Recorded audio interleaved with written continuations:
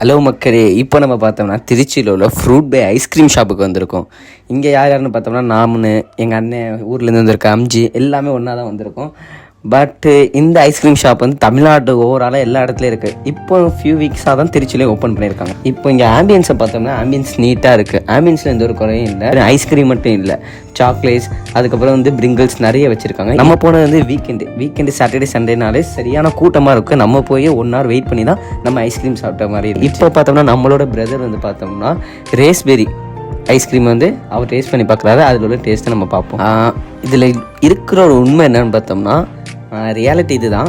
Ice cream taste wise வந்து பெட்டராக தான் இருக்குது, ஆனால் ப்ரைஸ் வந்து கொஞ்சம் அதிகமாக தான் இருக்குது.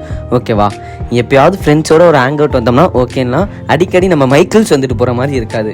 ஏன்னா ஐஸ்கிரீம் நீங்கள் ஸ்டார்ட் பண்ணுறது ப்ரைஸ் வந்து பார்த்தோம்னா 200+ தான் ஸ்டார்ட் ஆகுது ப்ரைஸஸ். ஓகேவா, ஜாலியாக வந்தோம்னா என்ஜாய் பண்ணிட்டு போகலாம் ஃப்ரெண்ட்ஸ் சர்க்கிளோட சாப்பிட்டுட்டு, அவ்வளோதான்.